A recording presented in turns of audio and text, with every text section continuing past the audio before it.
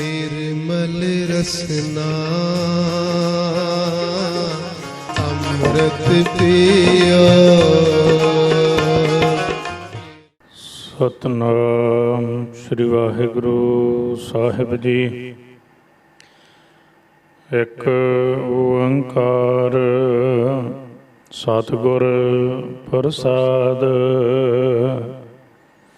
राग गौड़ी महला नावा।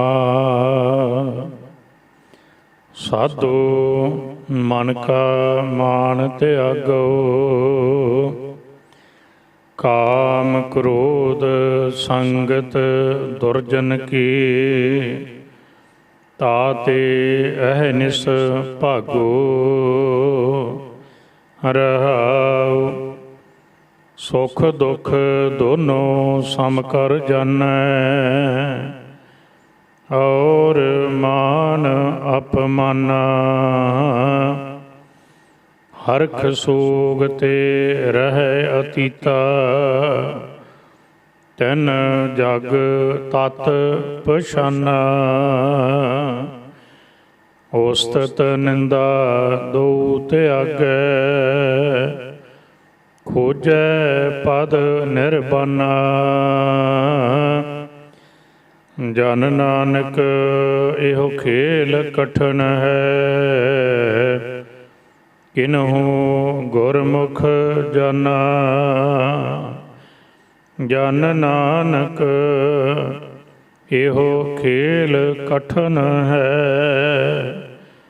किन्हु गुरमुख जाना। वाहिगुरु जी का खालसा, वाहिगुरु जी की फतेह। साहिब गरीब नवाज जुगो जोगे अटल। धन धन श्री गुरु ग्रंथ साहिब जियां दी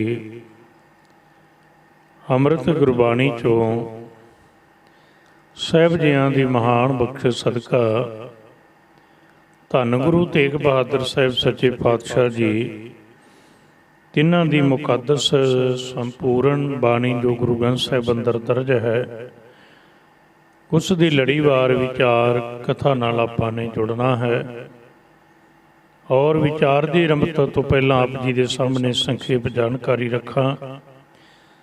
इस रब्बी बाणी अंदर धन गुरु तेग बहादुर साहिब सच्चे पातशाह की जो मुकद्दस बाणी गुरु ग्रंथ साहिब अंदर दर्ज है, 15 रागां अंदर सच्चे पातशाह के 59 शब्द दर्ज ने। और जिन्होंने आपां भोग दे सलोक कहने हैं, 57 सलोक गुरु तेग बहादुर साहिब जी के दर्ज ने।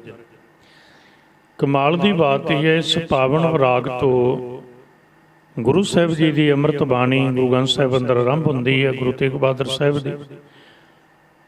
और तुसी इस पावन शब्द की पहली पंक्ति मिलाओ, फिर जो 57 सलोकां च लास्ट अंतला सलोक है उन्होंने मिला के वेखांगे तो दो गल्लां दा कॉम्बीनेशन कह लो जां जोड़ सानू मिलेगा। साहब कहन लगे, जे प्रभु की प्राप्ति करनी है, मन का मान त्यागे बिना, ईगो छड्डे बिना, अहंकार छड्डे बिना, हौमे छड्डे बिना कदे प्रभु नहीं मिला। और संगत जी ये गल साडे समझण वाली है। मान है मम्मे कन्ना नन्ना मान, ये मान ही उल्टा हो के नाम हो जाएगा जदों असीं गुरु नाल जुड़ जावां। अज हिरदे अंदर मान है ते गुरु ग्रंथ साहिब ने कहा, जे तेरे अंदर अहंकार है, मान है, हौमे है, ते प्रभु का वासा, उसदे नाम का वासा कदे हिरदे च हो ही नहीं सकता। आपां रब्बी बाणी च बचन पढ़ने आ, हौमै नावै नाल विरोध है, दोए ना बसै इकठाए। हौमे दा ते नाम दा विरोध है, दोवें कदे एक थां ते वसदे नहीं। हिरदे रूपी घर विचों दोहां ने एक ने रहना है, नाम रह लै जां हौमे रह लै। हुण मान है हिरदे अंदर ते नाम नहीं टिकेगा। नाम दे टिकाउण लई साहिब दे अमृत बचन ने कहन लगे, अपना अंदर खाली कर, वस्तु अंदर वस्त समावै, दूजी होवै पास।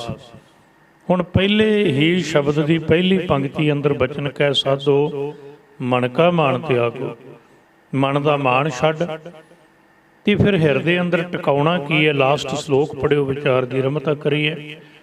ਸਾਹਿਬ ਕਹਿੰਦੇ ਹਿਰਦੇ ਅੰਦਰ ਟਿਕਾ ਰਾਮ ਨਾਮ ਔਰ ਮਹਿ ਗਹਿਓ, ਜਾ ਕੇ ਸਮ ਨਹੀਂ ਕੋਏ, ਜਿਹ ਸਿਮਰਤ ਸੰਕਟ ਮਿਟੈ ਦਰਸ ਤੁਹਾਰੋ ਹੋਏ। ਮਾਨ ਛੱਡਣਾ ਨਾਮ ਪਕੜਨਾ ਹੈ। ਐਸੇ ਗੁਰੂ ਤੇਗ ਬਹਾਦਰ ਸਾਹਿਬ ਸੱਚੇ ਪਾਤਸ਼ਾਹ ਮੇਰਾਮਤ ਕਰਨ, ਜਿਨ੍ਹਾਂ ਦੀ ਅੰਮ੍ਰਿਤ ਬਾਣੀ ਦੀ ਵਿਚਾਰ ਸਾਹਿਬ ਆਪ ਹੀ ਬਖਸ਼ਿਸ਼ ਕਰਕੇ ਮਿਹਰਮਤ ਕਰਕੇ ਕਰਵਾ ਲੈਣ। ਇੱਕ ਓੰਕਾਰ, ਇੱਕ ਮਾਲਕ ਪ੍ਰਮਾਤਮਾ ਜੋ ਓੰਕਾਰ, ਓਕਾਰ ਅਕਾਰ ਮਕਾਰ ਰੂਪ ਹੈ, ਤਿੰਨ ਰੂਪਾਂ ਅੰਦਰ ਹੈ। ਭਾਵ ਜੋ ਸਭ ਸ੍ਰਿਸ਼ਟੀ ਨੂੰ ਪੈਦਾ ਕਰਦਾ, ਪਾਲਦਾ ਅਤੇ ਨਾਸ਼ ਕਰਦਾ, ਲੈ ਕਰਦਾ ਹੈ, ਉਹ ਇੱਕ ਹੈ, ਤਿੰਨ ਨਹੀਂ। ਤੇ ਉਸੇ ਦੀ ਸਾਰੀ ਕਾਰ ਹੈ, ਸਭ ਕੁਝ ਉਸੇ ਤੋਂ ਹੋਇਆ, ਉਹੀ ਸ੍ਰਿਸ਼ਟੀ ਨੂੰ ਚਲਾਉਣ ਵਾਲਾ ਹੈ। ਅਦੁੱਤੀ ਰੂਪ ਹੈ, ਅਸਚਰਜ ਰੂਪ ਹੈ, ਉਹਦੇ ਵਰਗਾ ਦੂਜਾ ਕੋਈ ਨਹੀਂ।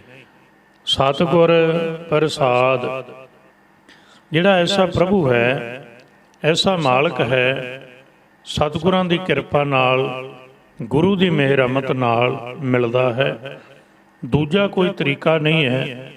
ਸੰਸਾਰ ਦਾ ਕੋਈ ਅਹੁਦਾ ਹਾਸਲ ਕਰਨਾ ਹੈ, ਬੰਦਾ ਕਿਤੇ ਕਿਸੇ ਨਾਲ ਕੰਮ ਕਰਦਾ ਰਹੇ, ਉਸ ਪਾਰਟੀ ਅੰਦਰ ਉੱਥੇ ਉਹਨੂੰ ਕੋਈ ਨਾ ਕੋਈ ਅਹੁਦਾ ਮਿਲ ਜਾਂਦਾ ਹੈ, ਉਹ ਯੋਗ ਨਾ ਵੀ ਹੋਵੇ।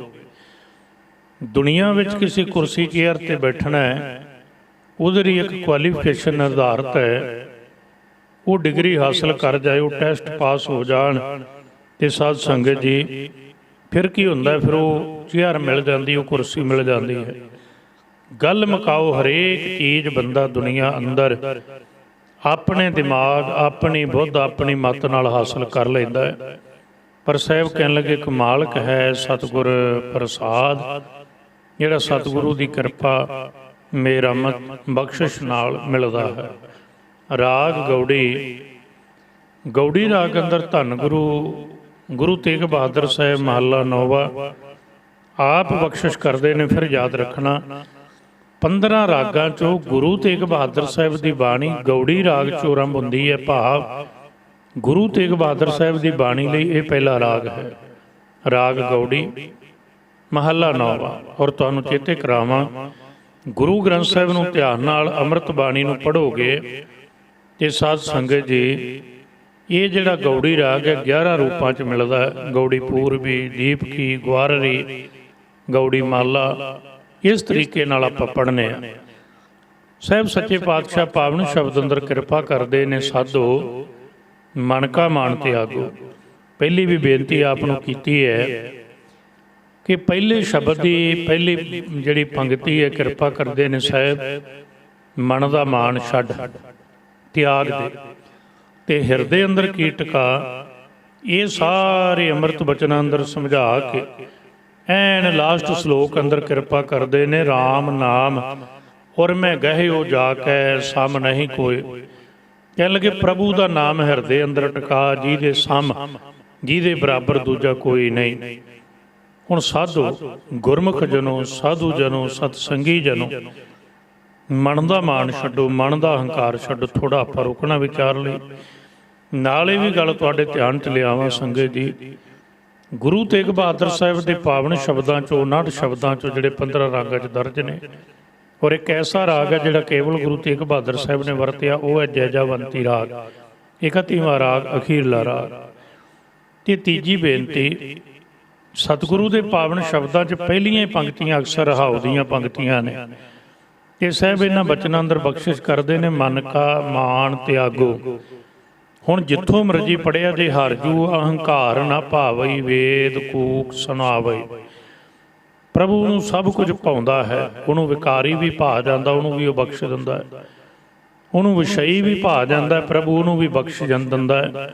ਤੇ ਕਲਗੀ ਵਾਲੇ ਪਾਤਸ਼ਾਹ ਨੇ ਆਪਣੀ ਅੰਮ੍ਰਿਤ ਬਾਣੀ 'ਚ ਬਚਨ ਕਹੇ ਨੇ, ਉਹ ਦੀਨ ਦਿਆਲ ਹੈ, ਦਇਆ ਨਿਧ ਹੈ, ਦੋਖਣ ਦੇਂਦਾ ਹੈ, ਪਰ ਦੇਤ ਨਾ ਹਾਰੈ। ਦੀਨ ਦਿਆਲ, ਦਇਆ ਨਿਧ, ਦੋਖਣ ਦੇਖਤ ਹੈ, ਪਰ ਦੇਤ ਨਾ ਹਾਰੈ। ਉਹ ਫਿਰ ਵੀ ਦੇਣਾ ਛੱਡਦਾ ਨਹੀਂ। ਭਾਵ ਵਿਸ਼ਈ ਵਿਕਾਰੀ ਸਭ ਨੂੰ ਉਹ ਬਖਸ਼ਦਾ ਹੈ। ਪਰ ਸਾਹਿਬ ਕਹਿਣ ਲੱਗੇ, ਹੰਕਾਰ ਕਦੇ ਨਿਰੰਕਾਰ ਨੂੰ ਭਾਉਂਦਾ ਨਹੀਂ। ਵੇਦ ਕੂਕ ਸੁਣਾਵੇ ਧਾਰਮ ਗ੍ਰੰਥਾਂ ਦਾ ਵੇਦ ਵਿਦਿਆ ਜਿਨ੍ਹਾਂ ਗਿਆਨ ਉਹ ਗੱਲ ਕਹਿੰਦੇ ਨੇ। ਤਾਂ ਗੁਰੂ ਤੇਗ ਬਹਾਦਰ ਸਾਹਿਬ ਨੇ ਕਿਹਾ, ਕਹਿਣ ਲੱਗੇ ਜੇ ਪ੍ਰਭੂ ਪ੍ਰਾਪਤੀ ਕਰਨੀ ਹੈ ਨਾ, ਇੱਕੋ ਤਰੀਕਾ ਹੈ, ਮਨ ਕਾ ਮਾਣ ਤਿਆਗੋ। ਉਦਾਹਰਣ ਬਾਬਾ ਕਬੀਰ ਸਾਹਿਬ ਨੇ ਦੁਨੀਆ ਅੱਗੇ ਸਵਾਲ ਰੱਖਿਆ ਮਨ ਦੇ ਮਾਣ ਪ੍ਰਤੀ। ਕਹਿਣ ਲੱਗੇ ਕਾਹਦਾ ਮਾਣ ਕਰਦਾ? ਜੇ ਤਾਂ ਤੂੰ ਮਾਣ ਕਰੇਗਾ ਤੇ ਕਦੇ ਵੀ ਨਿਰੰਕਾਰ ਦੀ ਪ੍ਰਭੂ ਦੀ ਪ੍ਰਾਪਤੀ ਨਹੀਂ ਹੋ ਸਕਦੀ। ਅਸੀਂ ਕਹਿ ਦਿਓ ਕਿੱਦਾਂ? ਉਹਨਾਂ ਦੇ ਅੰਮ੍ਰਿਤ ਬਚਨ ਨੇ। ਕਹਿਣ ਲੱਗੇ ਮੰਨੋ ਰੇਤੇ ਵਿੱਚ ਖੰਡ ਖਿੰਡੀ ਹੋਵੇ, ਰੇਤ ਬਰੇਤੀ ਜਿਹਨੂੰ ਆਪਾਂ ਕਹਿੰਦੇ, ਤੇ ਰੇਤੇ ਵਿੱਚ ਖੰਡ ਖਿੰਡੀ ਹੈ, ਤੇ ਜੇ ਹਾਥੀ ਨੂੰ ਛੱਡ ਦਈਏ ਕਿ ਰੇਤੇ ਵਿੱਚੋਂ ਖੰਡ ਹਾਥੀ ਚੁਣ ਸਕਦਾ, ਕੱਢ ਸਕਦਾ? ਤੇ ਅਸੀਂ ਇੱਕੋ ਦਮ ਜਵਾਬ ਦਿੰਦੇ ਬਾਬਾ ਕਬੀਰ ਸਾਹਿਬ ਨੂੰ, ਨਹੀਂ ਜੀ, ਇਹ ਨਹੀਂ ਹੋ ਸਕਦਾ। ਕਦੇ ਵੀ ਰੇਤੇ ਵਿੱਚੋਂ ਖੰਡ ਹਾਥੀ ਨਹੀਂ ਚੁਣ ਸਕਦਾ, ਨਹੀਂ ਕੱਢ ਸਕਦਾ। ਤੇ ਬਾਬਾ ਕਬੀਰ ਸਾਹਿਬ ਕਹਿੰਦੇ ਹੋਰ ਕਿਹੜਾ ਤਰੀਕਾ ਸੌਖਾ ਹੈ? ਅਸੀਂ ਕਿਹਾ ਜੀ ਤੁਸੀਂ ਦੱਸੋ। ਕਹਿਣ ਲੱਗੇ ਜੇ ਕੀੜੀ ਲਿਆਂਦੀ ਜਾਏ। ਵੇਖੋ ਜਿਹੜਾ ਕੰਮ ਰੇਤੇ ਵਿੱਚੋਂ ਹਾਥੀ ਨਹੀਂ ਕਰ ਸਕਦਾ, ਹੁਣ ਅੱਜ ਦਾ ਯੁੱਗ ਹੈ, ਬੰਦਾ ਕਹਿੰਦਾ ਤਰਕ ਦਾ ਯੁੱਗ ਹੈ, ਪਰ ਸਾਹਿਬ ਕਹਿਣ ਲੱਗੇ ਵੇਖ, ਤਰਕ ਹੈ ਕਿਸੇ ਪਹਿਲੂ ਤੇ ਕੰਮ ਕਰ ਜਾਏਗੀ ਤੇਰੀ।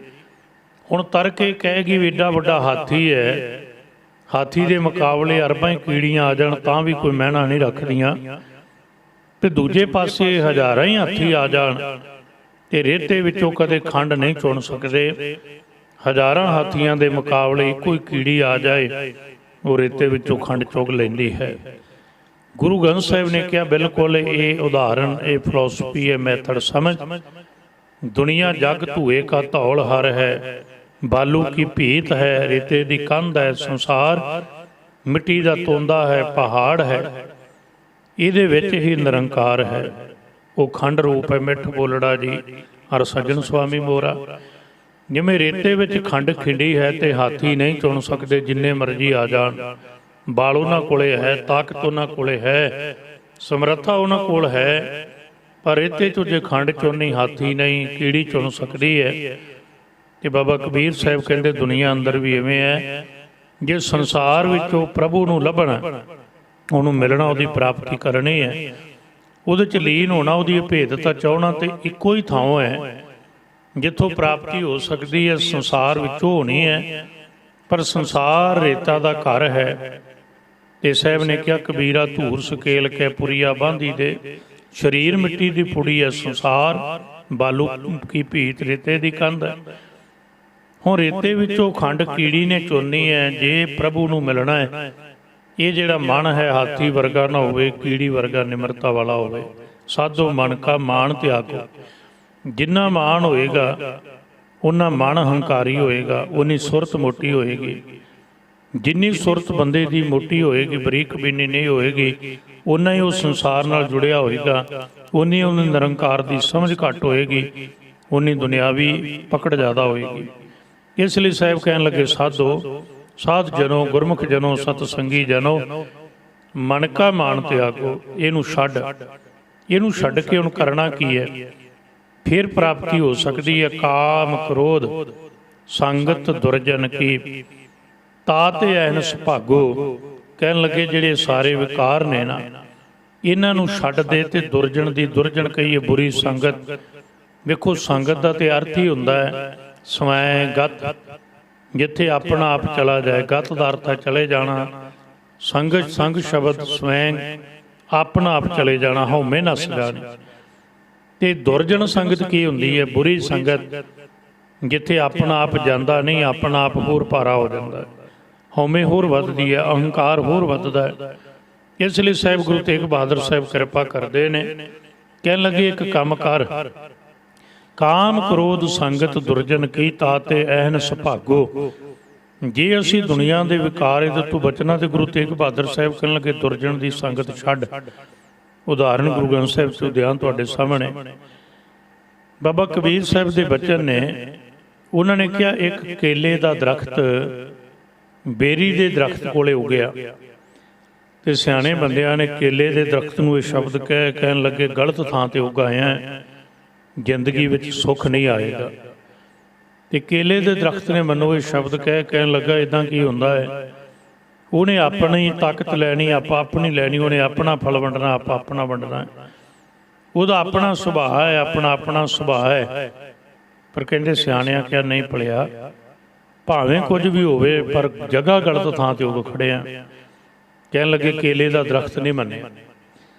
ਜਦੋਂ ਨਹੀਂ ਮੰਨਿਆ ਤੇ ਸਾਵਣ ਭਾਦੋਂ ਦੀਆਂ ਰੁੱਤਾਂ ਆਈਆਂ, ਹਨੇਰੀਆਂ ਚੱਲੀਆਂ। ਇਹ ਹੁਣ ਸਾਧ ਸੰਗਤ ਜੀ, ਕੇਲੇ ਦਾ ਦਰਖਤ ਮੌਲਦਾ ਹੈ ਤੇ ਮੌਲਦੇ ਹੋਏ ਕੇਲੇ ਦੇ ਦਰਖਤ ਨੂੰ, ਇੱਧਰ ਬੇਰੀ ਦੇ ਦਰਖਤ ਨੂੰ ਵੀ ਕੰਡੇ ਲੱਗੇ ਨੇ। ਕੇਲੇ ਦਾ ਦਰਖਤ ਖੁਸ਼ੀ ਵਿੱਚ ਝੂਮਦਾ ਹੈ, ਝੂਲਦਾ ਹੈ ਤੇ ਕੋਲ ਖੜਾ ਬੇਰੀ ਦੇ ਦਰਖਤ ਦੇ ਕੰਡੇ ਕੇਲੇ ਦੇ ਪੱਤਿਆਂ ਨੂੰ ਚੀਰ ਰਹੇ ਨੇ। ਕਾਮ ਕ੍ਰੋਧ ਸੰਗਤ ਦੁਰਜਨ ਕੀ ਹੁੰਦੀ ਬੁਰੀ ਸੰਗਤ। ਕਿ ਬਾਬਾ ਕਬੀਰ ਸਾਹਿਬ ਦੀ ਮੁਬਾਰਕ ਰਸਨਾ ਨੇ ਸ਼ਬਦ ਕਹਿ ਦੁਨੀਆ ਨੂੰ।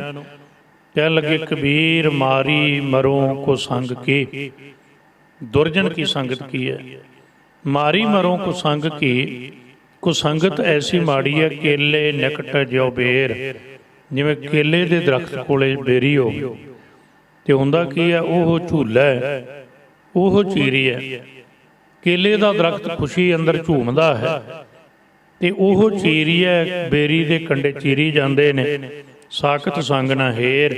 ਉਦੋਂ ਫਿਰ ਕੇਲੇ ਦੇ ਦਰਖਤ ਨੂੰ ਪਤਾ ਲੱਗਾ ਆਪਣੇ ਕਰਮ ਨਾ ਵੀ ਬੁਰੇ ਹੋਣ, ਪਰ ਜਿਹੜੀ ਕੁਸੰਗਤ ਹੈ ਉਹ ਮਿਹਰ ਵੀ ਮਾਰਦੀ ਹੈ। ਆਪਣਾ ਫਲ ਭਾਵੇਂ ਸਖਤ ਨਾ ਹੋਵੇ, ਆਪਣਾ ਸੁਭਾਅ, ਪਰ ਸਾਧ ਸੰਗਤ ਜੀ ਜੇ ਕੁਸੰਗੀ ਦੇ ਕੋਲ ਬਹਿੰਦੇ ਹੋਈ ਉਹਦੇ ਕੰਡੇ ਆਪ ਨੂੰ ਤੇ ਚੀਰਨਗੇ। ਜਿਹੜੇ ਬੇਰੀ ਦੇ ਕੰਡੇ ਨੇ ਉਹ ਆਪ ਸਾਥੀ ਨੂੰ ਵੀ ਚੀਰਦੇ ਨੇ, ਆਪਣੇ ਪੱਤਿਆਂ ਨੂੰ ਵੀ ਚੀਰ ਦਿੰਦੇ ਨੇ। ਉਹਨਾਂ ਦਾ ਕੋਈ ਆਪਣਾ ਨਹੀਂ, ਜਾਂ ਇਹ ਕਹਿ ਲਓ ਕੰਡੇ ਦੀ ਦੁਨੀਆ 'ਚ ਕੋਈ ਆਪਣਾ ਹੁੰਦਾ ਹੀ ਨਹੀਂ। ਉਹ ਜਿਸ ਦਰਖਤ ਨੂੰ ਲੱਗਾ ਉਹਦੇ ਵਿੱਚ ਚੁਭਦਾ ਹੈ। ਇਸ ਲਈ ਬੁਰੀ ਸੰਗਤ ਦੁਰਜਨ ਸੰਗਤ, ਸਾਧ ਸੰਗਤ ਜੀ ਗੁਰੂ ਗ੍ਰੰਥ ਸਾਹਿਬ ਕਹਿੰਦੇ ਉਹ ਕਿਸੇ ਦਾ ਲਿਹਾਜ਼ ਨਹੀਂ ਕਰਦਾ। ਉਹ ਖੁਦ ਆਪਣੇ ਲਈ ਵੀ ਬੁਰੀ ਹੈ ਤੇ ਸੰਸਾਰ ਲਈ ਵੀ ਬੁਰੀ ਹੈ।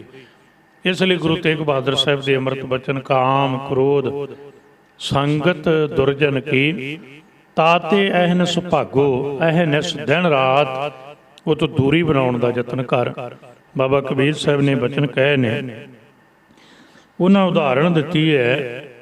ਕਹਿਣ ਲੱਗੇ ਕਬੀਰ ਸਾਖਤ ਸੰਗ ਨਾ ਕੀਜੀਐ, ਦੂਰ ਹੈ ਜਾਈਐ ਭਾਗ।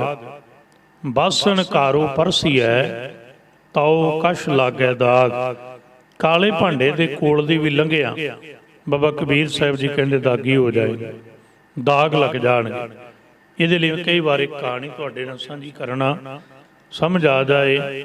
ਕਾਮ ਕ੍ਰੋਧ ਸੰਗਤ ਦੁਰਜਨ ਕੀ, ਤਾਤੇ ਅਨਸ ਭਾਗੋ। ਕਹਿੰਦੇ ਇੱਕ ਬਜ਼ੁਰਗ ਸੀ, ਪਿਤਾ ਨੇ ਆਪਣੇ ਲੜਕੇ ਨੂੰ ਇੱਕ ਗੱਲ ਕਹੀ, ਕਹਿਣ ਲੱਗਾ ਕੋਈ ਸੰਗਤ ਨਾ ਕਰਿਆ ਕਰ। ਉਹਨੂੰ ਮਾਣ ਹੋਇਆ ਲੜਕੇ ਨੂੰ, ਉਹਦੇ ਬੇਟੇ ਨੂੰ, ਮੈਂ ਪੜ੍ਹਿਆ, ਮੈਂ ਬੜੀ ਜਾਣਕਾਰੀ ਰੱਖਦਾ, ਇੱਦਾਂ ਕੀ ਹੋ ਜਾਏਗਾ, ਕੁਝ ਨਹੀਂ ਹੋਣ ਲੱਗਾ ਜਿਵੇਂ ਸੰਸਾਰ ਅੱਜ ਕਹਿੰਦਾ। ਗੱਲ ਬਹੁਤ ਵਿਗੜਦੀ ਗਈ। ਬਜ਼ੁਰਗ ਨੇ ਵੇਖਿਆ, ਸਮਝਾਇਆ ਨਹੀਂ ਸਮਝੇਗਾ। ਉਸੇ ਬਜ਼ੁਰਗ ਨੇ ਇੱਕ ਦਿਨ ਆਪਣੇ ਬੱਚੇ ਨੂੰ, ਪੁੱਤਰ ਨੂੰ ਸ਼ਬਦ ਕਹੇ। ਕਹਿਣ ਲੱਗਾ ਬੇਟਾ ਇਹ ਇੱਕ ਕੰਮ ਕਰ, ਆਪਣੇ ਉਹ ਚੁੱਲ੍ਹੇ ਦੇ ਘਰ ਦੇ ਚੁੱਲ੍ਹੇ ਤੇ ਤਵਾ ਪਿਆ ਹੈ, ਉਹਨੂੰ ਚੁੱਕ ਕੇ ਲਿਆ। ਹੁਣ ਬੱਚਾ ਆਖੇ ਤੇ ਲੱਗਾ, ਪਰ ਨਾਲ ਹੀ ਬਜ਼ੁਰਗ ਨੇ ਸਵਾਲ ਕਰਤਾ। ਕਹਿਣ ਲੱਗਾ ਉਹ ਚੁੱਕ ਕੇ ਲਿਆਉਣਾ ਤਵਾ, ਪਰ ਸ਼ਰਤ ਇਹ ਹੱਥ ਨਹੀਂ ਕਾਲੇ ਹੋਣ ਦੇਣੇ। ਤੇ ਦੂਜੀ ਸ਼ਰਤ ਇਹ ਹੈ ਵੀ ਤਵੇ ਨੂੰ ਕਿਸੇ ਕਾਗਜ਼ ਜਾਂ ਕੱਪੜੇ ਨਾਲ ਨਹੀਂ ਚੁੱਕਣਾ, ਡਾਇਰੈਕਟ ਸਿੱਧਾ ਹੱਥ ਨਾਲ ਚੁੱਕਣਾ। ਉਸ ਨੌਜਵਾਨ ਬੱਚੇ ਨੇ ਕਿਹਾ, ਕਹਿਣ ਲੱਗਾ ਬਾਪੂ ਮੈਂ ਤੇ ਇਹ ਸੋਚਦਾ ਸੀ ਤੂੰ ਅਜੇ ਬਜ਼ੁਰਗ ਨਹੀਂ ਹੋਇਆ, ਤੂੰ ਬਜ਼ੁਰਗ ਹੋ ਗਿਆ ਕਿਉਂਕਿ ਦਿਮਾਗ ਪੂਰਾ ਕੰਮ ਨਹੀਂ ਕਰਦਾ। ਤੈਨੂੰ ਇਹ ਪਤਾ ਹੋਣਾ ਚਾਹੀਦਾ ਕਿ ਜੇ ਤਵੇ ਨੂੰ ਚੁੱਕਾਂਗੇ ਤਾਂ ਉਹਨੂੰ ਕਾਲਖ ਲੱਗੀ ਹੈ। ਦੋਵਾਂ 'ਚੋਂ ਇੱਕ ਕੰਮ ਤੇ ਹੋਏਗਾ। ਜੇ ਹੱਥ ਨਹੀਂ ਕਾਲਾ ਹੋਣ ਦੇਣਾ ਫਿਰ ਕਾਗਜ਼ ਕੱਪੜਾ ਵਰਤਣਾ ਪਏਗਾ, ਤੇ ਜੇ ਕਾਗਜ਼ ਕੱਪੜਾ ਨਹੀਂ ਵਰਤਾਂਗੇ ਫਿਰ ਹੱਥ ਕਾਲਾ ਹੋਏਗਾ। ਮੈਂ ਤਵਾ ਚੁੱਕ ਲਿਆਉਣਾ ਹੈ, ਪਰ ਦੋਵਾਂ 'ਚੋਂ ਇੱਕ ਕੰਮ ਹੋਏਗਾ, ਹੱਥ ਤੇ ਕਾਲਾ ਹੋਏਗਾ। ਜੇ ਹੱਥ ਕਾਲਾ ਹੋਣ ਤੋਂ ਬਚਾਉਣਾ ਹੈ ਤੇ ਫਿਰ ਕੀ ਹੋਏਗਾ, ਫਿਰ ਕਾਗਜ਼ ਕੱਪੜੇ ਨਾਲ ਚੁੱਕਣਾ ਪਏਗਾ। ਜਿੱਦਾਂ ਬਜ਼ੁਰਗ ਨੇ ਕਿਹਾ ਨਹੀਂ, ਦੋਵੇਂ ਕੰਮ ਨਹੀਂ ਹੋਣ ਦੇਣੇ, ਹੱਥ ਵੀ ਨਹੀਂ ਕਾਲਾ ਹੋਣ ਦੇਣਾ ਤੇ ਕਾਗਜ਼ ਕੱਪੜਾ ਵੀ ਨਹੀਂ ਵਰਤਣਾ। ਤੇ ਉਹ ਬੱਚਾ ਕਹਿਣ ਲੱਗਾ ਪਿਤਾ ਜੀ ਇਹ ਕੰਮ ਨਹੀਂ ਹੋ ਸਕਦਾ। ਪਿਤਾ ਨੇ ਇੱਕ ਗੱਲ ਕਹੀ, ਕਹਿਣ ਲੱਗਾ ਕੋਈ ਗੱਲ ਨਹੀਂ, ਤੈਨੂੰ ਇਹ ਗੱਲ ਹੀ ਸਮਝਾਉਣੀ ਸੀ। ਤਵਾ ਚੁੱਕਣ ਦੀ ਲੋੜ ਨਹੀਂ ਹੈ, ਤੈਨੂੰ ਇੰਨਾ ਹੀ ਦੱਸਣਾ ਸੀ ਕਿ ਜਿਵੇਂ ਹੁਣ ਤੂੰ ਖੁਦ ਮੰਨਦਾ ਕਿ ਤਵਾ ਹੱਥ ਨਾਲ ਚੁੱਕਾਂਗੇ ਤੇ ਹੱਥ ਕਾਲਾ ਹੋਏਗਾ, ਤੇ ਜੇ ਤਵੇ ਨੂੰ ਕਾਗਜ਼ ਕੱਪੜੇ ਨਾਲ ਚੁੱਕਾਂਗੇ ਹੱਥ ਕਾਲਾ ਹੋਣ ਤੋਂ ਬਚ ਜਾਏਗਾ। ਕਹਿਣ ਲੱਗਾ ਹਾਂ ਇਦਾਂ ਹੀ ਜ਼ਿੰਦਗੀ ਵਿੱਚ ਬੁਰੀ ਸੰਗਤ ਤੋਂ ਸੰਗਤ ਦੁਰਜਨ ਕੀ, ਤਾਤੇ ਐਨ ਸੁਭਾਗੋ ਦਿਨ ਰਾਤ ਭਰੇ ਰਹੇ। ਜੇ ਤੋਂ ਦੂਰ ਰਵਾਂਗੇ ਪਰਦਾ ਬਣਿਆ ਰਹੇਗਾ ਤੇ ਹੱਥ ਕਾਲੇ ਨਹੀਂ ਹੋਣਗੇ। ਜ਼ਿੰਦਗੀ ਵਿੱਚ ਦਾਗ ਲੱਗਣਗੇ ਜੇ ਇਹਨਾਂ ਦੀ ਸੰਗਤ ਕਰੇਗਾ, ਬਚ ਰਹੇਗਾ ਤੇ ਫਿਰ ਕੀ ਹੋਏਗਾ? ਫਿਰ ਪਰਦਾ ਕਰਕੇ ਰੱਖ।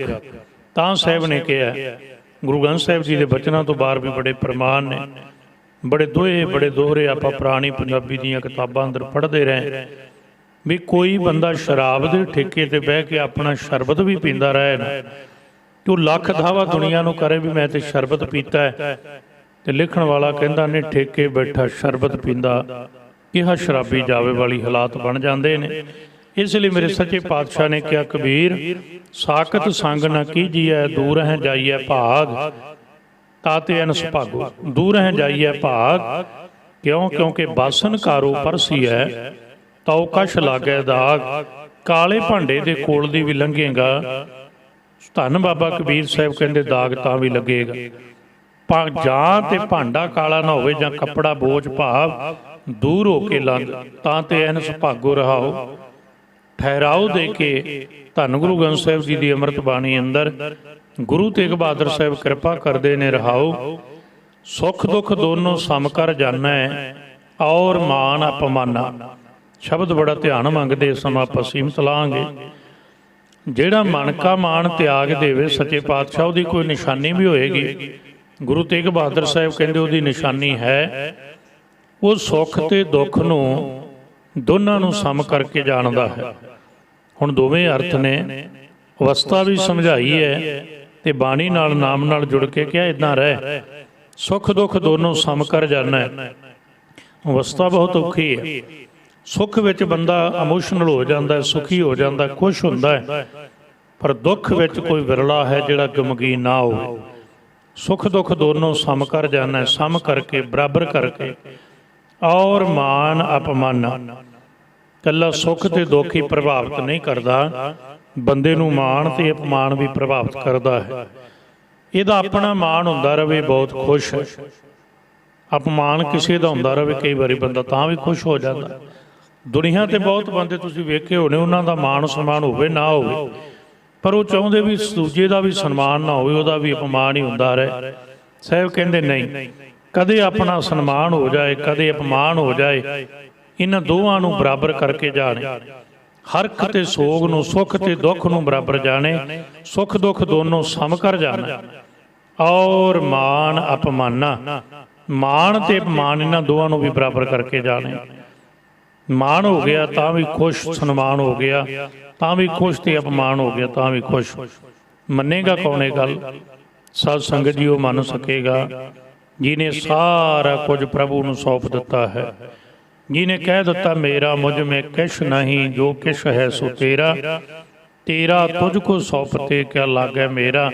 ਉਹ ਇਸ ਅਵਸਥਾ ਨੂੰ ਪਹੁੰਚ ਜਾਂਦਾ ਹੈ ਜਿਹਨੇ ਮਾਣ ਤਿਆਗ ਦਿੱਤਾ, ਹੰਕਾਰ ਤਿਆਗ ਦਿੱਤਾ। ਕਿਉਂਕਿ ਹੰਕਾਰ ਮਾਣ ਹੀ ਇੱਕ ਐਸੀ ਵਸਤੂ ਹੈ ਜਿਹੜੀ ਮਾਣ ਤੇ ਖੁਸ਼ ਹੁੰਦੀ ਹੈ, ਅਪਮਾਨ ਤੇ ਨਿਰਾਸ਼ਾ ਹੁੰਦੀ ਹੈ।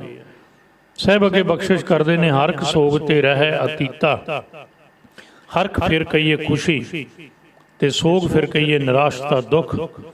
ਹੁਣ ਹਰਖ ਖੁਸ਼ੀ ਵਿੱਚ ਵੀ ਉਹ ਤੇ ਸੋਗ ਵਿੱਚ ਵੀ ਅਤੀਤਾ ਰਵੇ, ਦੋਵਾਂ ਦੀ ਪਕੜ ਤੋਂ ਨਿਰਲੇਪ ਰਵੇ, ਬਸ ਦੋਵਾਂ ਨੂੰ ਬਰਾਬਰ ਕਰਕੇ ਜਾਣ ਲਵੇ। ਤਿੰਨ ਜਗ ਤਤ ਪਛਾਨਾ। ਸਾਹਿਬ ਕਹਿਣਗੇ ਉਹ ਬੰਦਾ ਹੀ, ਉਹ ਜੀਵ ਹੀ ਜੱਗ ਵਿੱਚ ਤੱਤ ਨੂੰ ਪਛਾਣ ਸਕਦਾ ਹੈ, ਅਸਲੀਅਤ ਨੂੰ ਪਛਾਣ ਸਕਦਾ ਹੈ, ਜਿਹੜਾ ਦੋਵਾਂ ਨੂੰ ਬਰਾਬਰ ਕਰਕੇ ਮੰਨ ਲਵੇ। ਇਤਿਹਾਸ ਦੀਆਂ ਇੱਕ ਨਹੀਂ ਕਿੰਨੀਆਂ ਘਟਨਾਵਾਂ ਨੇ। ਹੁਣ ਸਾਧ ਸੰਗਤ ਜੀ, ਧੰਨ ਗੁਰੂ ਅਮਰਦਾਸ ਸਾਹਿਬ ਗੁਰਤਾ ਗੱਦੀ ਤੇ ਬੈਠਦੇ ਆ ਤੇ ਬਾਬਾ ਦਾਤੂ ਜੀ ਆ ਕੇ ਗੋਇੰਦਵਾਲ ਸਾਹਿਬ ਸਟੇਜ ਤੋਂ ਲੱਤ ਮਾਰ ਕੇ ਸੁੱਟ ਦਿੰਦੇ ਨੇ। ਨਿਰਾਸ਼ਾ ਨਹੀਂ, ਸਨਮਾਨ ਨਹੀਂ ਹੋਇਆ, ਅਪਮਾਨ ਹੋਇਆ ਭਰੀ ਹੋਈ ਸੰਗਤ ਵਿੱਚ, ਔਰ ਗੁਰਤਾ ਗੱਦੀ ਤੇ ਬੈਠਿਆ ਹੋਇਆ। ਇੰਨੀ ਉਮਰ ਵਿੱਚ ਇੰਨੀ ਸੇਵਾ ਕਮਾਉਣ ਤੋਂ ਬਾਅਦ ਚਾਹੁੰਦੇ ਤਾਂ ਸਿੱਖਾਂ ਨੂੰ ਕਹਿ ਕੇ ਦਾਤੂ ਨੂੰ ਮਰਵਾ ਸਕਦੇ ਸਨ, ਨਹੀਂ, ਉਹਨੇ ਲੱਤ ਮਾਰੀ ਹੈ ਤੇ ਗੁਰੂ ਨੇ ਗੁਰਮਤਿ ਨਾਲ ਜਵਾਬ ਦਿੱਤਾ ਹੈ ਤੇ ਇੱਕੋ ਬਚਨ ਕਿਹਾ ਸੀ, ਦਾਤੂ ਨੇ, ਸਾਡਾ ਘਰ ਇਹ ਥਾਂ ਛੱਡ ਜਾਓ। ਤੇ ਆਪ ਇਤਿਹਾਸ ਤੋਂ ਜਾਣੋ, ਉਹ ਘੋੜੀ ਤੇ ਚੜ੍ਹ ਕੇ ਗੁਰੂ ਅਮਰਦਾਸ ਸਾਹਿਬ ਆਪ ਜਦੋਂ ਬਾਸਰਕੇ ਤੋਂ ਅੱਗੇ ਅੱਜ ਜਾਂਦੇ ਹੋ ਗੁਰਦੁਆਰਾ ਸੰਨ ਸਾਹਿਬ, ਇਸ ਗੱਲ ਦਾ ਪ੍ਰਤੀਕ ਹੈ ਕਿ ਹਰਖ ਸੋਗ ਤੇ ਰਹਿ ਅਤੀਤਾ ਤਿੰਨ ਜਗ ਤਤ ਪਛਾਨਾ, ਸੁੱਖ ਦੁੱਖ ਤੋਂ ਉੱਪਰ ਹੈ, ਮਾਣ ਸਨਮਾਨ ਨੂੰ ਬਰਾਬਰ ਕਰਕੇ ਜਾਣਿਆ ਹੈ। ਸੰਗਤ ਚਰਨਾਂ ਵਿੱਚ ਜਿਹਦੇ ਮੱਥਾ ਟੇਕਦੀ ਹੋਵੇ, ਜਿਹੜੇ ਖੁਦ ਗੁਰੂ ਨਾਨਕ ਨਿਰੰਕਾਰੀ ਦੀ ਜੋਤ ਦੇ ਵਾਰਸ ਮਾਲਕ ਹੋਣ, ਜਿਨ੍ਹਾਂ ਅੱਗੇ ਆ ਕੇ ਦੇਸ਼ ਦਾ, ਹਿੰਦੁਸਤਾਨ ਦਾ ਚੱਕਰਵਰਤੀ ਬਾਦਸ਼ਾਹ ਚੁੱਕਦਾ ਹੋਵੇ, ਉਹ ਵੀ ਸਾਧ ਸੰਗਤ ਜੀ ਇਸ ਅਵਸਥਾ ਵਿੱਚ ਆਉਂਦੇ ਨੇ। ਤਿੰਨ ਜਗ ਤਤ ਪਛਾਨਾ, ਉਹੀ ਜਗ ਤੇ ਤਤ ਕਹੀਏ ਸੱਚ ਅਸਲ ਪ੍ਰਭੂ, ਉਹਨੂੰ ਪਛਾਣਦੇ ਨੇ, ਉਹਦੇ ਵਿੱਚ ਅਭੇਦ ਹੁੰਦੇ ਨੇ। ਉਸਤਤ ਨਿੰਦਾ ਦੋ ਤਿਆਗੈ, ਖੋਜੈ ਪਦ ਨਿਰਬਾਨਾ। ਸਾਹਿਬ ਕਹਿਣ ਲੱਗੇ ਜਿਹੜਾ ਗੁਰਮੁਖ ਹੈ ਨਾ, ਜਿਹਨੇ ਮਨ ਕਾ ਮਾਣ ਤਿਆਗਿਆ, ਉਹ ਦੋਵੇਂ ਛੱਡ ਦਿੰਦਾ, ਉਸਤਤ ਵੀ ਛੱਡਦਾ, ਨਿੰਦਾ ਵੀ। ਉਸਤਤ ਕਹੀਦਾ ਹੈ ਵਾਧੂ ਦੀ ਵਡਿਆਈ, ਲੋੜ ਤੋਂ ਜ਼ਿਆਦਾ ਵਡਿਆਈ, ਗੁਣ ਤੋਂ ਵੱਧ ਕਦਰ, ਉਸਤਤ ਹੁੰਦੀ। ਨਿੰਦਾ ਹੁੰਦੀ ਕਿਸੇ ਗੱਲ ਨੂੰ ਘਟਾ ਕੇ ਕਰਨਾ। ਤੁਸੀਂ ਵਿਦਵਾਨ ਸੱਜਣਾ ਤੋਂ ਸੁਣਦੇ ਹੋ, ਕੰਡੇ ਨੂੰ ਕੰਡਾ ਕਹਿਣਾ ਇਹ ਨਿੰਦਾ ਨਹੀਂ ਹੈ, ਫੁੱਲ ਨੂੰ ਫੁੱਲ ਕਹਿਣਾ ਇਹ ਉਸਤਤ ਨਹੀਂ ਹੈ। ਫੁੱਲ ਨੂੰ ਕੰਡਾ ਕਹਿਣਾ ਇਹ ਕੰਡੇ ਵਾਹਿਗੁਰੂ ਫੁੱਲ ਦੀ ਜਿਹੜੀ ਨਿੰਦਾ ਹੈ, ਤੇ ਕੰਡੇ ਨੂੰ ਫੁੱਲ ਕਹਿਣਾ ਇਹ ਕੰਡੇ ਦੀ ਉਸਤਤ ਹੈ। ਕਿਸੇ ਦੀ ਬੇਲੋੜੀ ਗੁਣ ਨਾ ਹੋਣ, ਉਹਦੀ ਵਡਿਆਈ ਕਰੀ ਜਾਣੀ ਇਹ ਉਸਤਤ ਹੈ। ਗੁਣ ਹੋਣ ਤੇ ਜਾਣ ਬੁੱਝ ਕੇ ਈਰਖਾ ਵਸ ਹੋ ਕੇ ਸਾਧ ਸੰਗਤ ਦੀ ਨਿੰਦਾ ਹੁੰਦੀ, ਈਰਖਾ ਵਸ ਵੈਸੀ ਹੁੰਦੀ ਨਹੀਂ। ਕਿਸੇ 'ਚ ਅਵਗਣ ਵੀ ਹੋਣ ਨਾ, ਗੁਰਮੁਖ ਤਾਂ ਵੀ ਨਹੀਂ ਕਰਦਾ। ਕਿਸੇ ਦੀ ਨਿੰਦਿਆ ਘਟਾ ਕੇ ਉਹ ਕਰਦੇ ਨੇ ਜਿਨ੍ਹਾਂ ਦੇ ਆਪਣੇ ਅੰਦਰੋਂ ਅਵਗਣ ਹੁੰਦੇ ਨੇ। ਇਸ ਲਈ ਗੁਰਮੁਖ ਦੋਵਾਂ ਨੂੰ ਛੱਡ ਦਿੰਦਾ ਹੈ। ਉਹ ਉਸਤਤ ਨਿੰਦਾ ਦੋ ਤਿਆਗੈ, ਖੋਜੈ ਪਦ ਨਿਰਬਾਨਾ। ਉਹ ਨਿਰਵਾਣ ਪਦ ਨੂੰ, ਮੋਕਸ਼ ਪਦ ਨੂੰ ਪ੍ਰਾਪਤ ਕਰ ਲੈਂਦਾ, ਖੋਜਦਾ ਹੈ। ਪਰ ਸਾਹਿਬ ਅੱਗੇ ਕਿਰਪਾ ਕਰਦੇ ਨੇ, ਮਨ ਦਾ ਮਾਣ ਛੱਡਣਾ। ਇਹ ਮਨ ਦੇ ਮਾਣ ਦੇ ਨਾਲ ਕਦੇ ਆਪਾਂ ਵਿਸਤਾਰ ਕਰਾਂਗੇ। ਬਾਬਾ ਕਬੀਰ ਸਾਹਿਬ ਨੇ ਕਿਹਾ, ਕਹਿੰਦੇ ਹੰਕਾਰ ਮਰ ਜਾਏ ਨਾ, ਫਿਰ ਕੀ ਹੁੰਦਾ, ਫਿਰ ਜਾਤ ਵਿਮਾਨ ਮਰ ਜਾਂਦਾ। ਕਬੀਰ ਏਕ ਮਰੰਤੇ ਦੋਏ ਮੂਏ, ਦੋਏ ਮਰੰਤ ਹੈ ਚਾਰ, ਚਾਰ ਮਰੰਤ ਹੈ ਛੇ ਮੂਏ, ਚਾਰ ਪੁਰਖ ਦੋਏ ਨਾਰ। ਉੱਥੇ ਸਾਹਿਬ ਨੇ ਕਿਹਾ ਉਸਤਤ ਨਿੰਦਾ ਦੋ ਤਿਆਗਿਆ, ਖੋਜੈ ਪਦ ਨਿਰਬਾਨਾ। ਮਨ ਦਾ ਮਾਣ ਛੱਡਿਆ ਗਿਆ, ਬੁਰੀ ਸੰਗਤ ਚਲੀ ਗਈ, ਬੁਰੀ ਸੰਗਤ ਤੋਂ ਪਰੇ ਹੋ ਗਿਆ। ਸੁੱਖ ਦੁੱਖ ਨੂੰ ਬਰਾਬਰ ਜਾਣਿਆ, ਮਾਣ ਸਨਮਾਨ ਨੂੰ ਬਰਾਬਰ ਜਾਣਿਆ, ਹਰ ਸੋਗ ਤੋਂ ਉੱਚਾ ਉੱਠ ਗਿਆ, ਉਸਤਤ ਨਿੰਦਾ ਛੱਡ ਦਿੱਤੀ, ਤੇ ਜੀਵਨ ਕੈਸਾ ਬਣ ਗਿਆ। ਜਨ ਨਾਨਕ ਇਹੋ ਖੇਲ ਕਠਨ ਹੈ। ਸਾਹਿਬ ਬਖਸ਼ਿਸ਼ ਕਰਦੇ ਨੇ ਨੌਵੇਂ ਰੂਪ ਅੰਦਰ ਗੁਰੂ ਨਾਨਕ ਸਾਹਿਬ ਕਹਿਣ ਲੱਗੇ ਖੇਲ ਬਹੁਤ ਔਖਾ ਹੈ। ਈਰਖਾ ਵਿੱਚ ਨਿੰਦਿਆ ਧਾਰਮਿਕ ਲੋਕ ਵੀ ਕਰਦੇ ਨੇ, ਹਰਖ ਤੇ ਸੋਗ ਵਿੱਚ ਵੱਡੇ ਤੋਂ ਵੱਡੇ ਲੋਕ ਵਹਿ ਜਾਂਦੇ ਨੇ। ਮਾਣ ਸਨਮਾਨ ਵਿੱਚ ਤੁਸੀਂ ਵੇਖੋ ਵੱਡੇ ਤੋਂ ਵੱਡੇ ਲੋਕ ਵਹਿ ਤੁਰਦੇ ਨੇ। ਕਿਸੇ ਚੰਗਾ ਕੰਮ ਕੀਤਾ ਹੋਵੇ ਉਹਦਾ ਸਨਮਾਨ ਨਾ ਹੋਵੇ, ਉਹ ਕਹਿੰਦਾ ਨਹੀਂ ਮੈਂ ਕਰਨਾ। ਕਿਸੇ ਚੰਗਾ ਨਾ ਕੀਤਾ ਹੋਵੇ, ਉਹ ਚਾਹੁੰਦਾ ਮੇਰਾ ਵੀ ਮਾਣ ਹੋਵੇ। ਵੱਡੇ ਤੋਂ ਵੱਡੇ ਲੋਕ ਇਹਦੇ ਵਿੱਚ ਵਹਿ ਗਏ, ਖਤਮ ਹੋ ਗਏ। ਤੇ ਸਾਹਿਬ ਕਹਿੰਦੇ ਬਚਦਾ ਕੌਣ ਹੈ, ਕਿਨਹੂ ਗੁਰਮੁਖ ਜਾਨਾ। ਦੋ ਅਰਥ ਵਿਦਵਾਨ ਕਰਦੇ ਨੇ, ਕਿਸੇ ਵਿਰਲੇ ਗੁਰਮੁਖ ਨੇ ਇਹ ਗੱਲ ਜਾਣੀ ਹੈ।